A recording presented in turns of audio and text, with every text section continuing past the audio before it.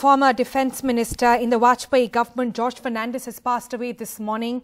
He was 88 years of age and was suffering. He is said to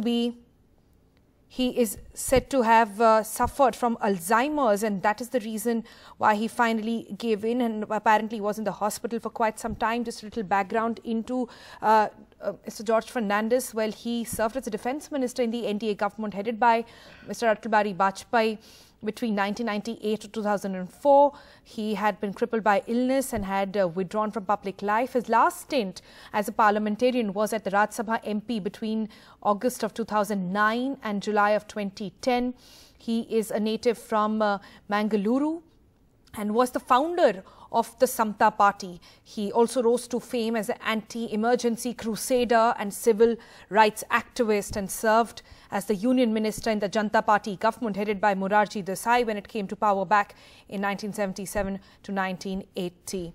And he stepped down as a defence minister later on over Coffin Gate, which broke out in 2004, but he was absolved of his commission from the inquiry later on. Sunil Prabhu now joining us on the phone line. Sunil, the details, please.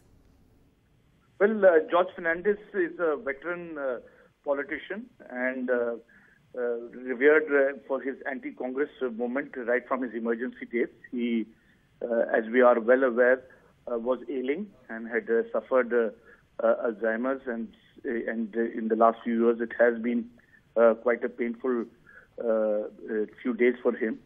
The fact is that he was India's defence minister, served under Mr. Vajpayee, and clearly in those from 98 to 2004, he played a critical role in shoring up India's defence. It's in this context we'll have to see how things evolve in the next few days. He, of course, had clearly stayed away from electoral politics. He had Mr. Nitish Kumar, who was then with the Samna Party and then became the JDU party, and they fell apart. But he was clearly somebody who was extremely close to Mr. Nitish Kumar, and ultimately the party split. Mr. George Fernandes in 2009, even though despite his ill health, contested from a constituency, wasn't able to prove himself there electorally. But nevertheless, Mr. George Fernandes is well respected and was vehemently opposed to Mrs. Indira Gandhi, subsequently followed it up with Sonia Gandhi. He has, and there's very few, and many an anecdote many people will have about this veteran leader. Things like when there was, for example, where he used to stay in Sri Krishna Menon Marg, his gate, he removed his gate because the Delhi police would always obstruct and say that it has to be closed. The fact that he gave refuge to Burmese residents, and despite the then government, Mr. Vajpayee's government, very keen on fostering closer ties with Myanmar, he, of course, escaped and wasn't, in disguise, right through the emergency period, met people like the late M.K. Karunanidhi in the Marina Beach, and was able to evade arrest for quite some time. It's in that context that Mr.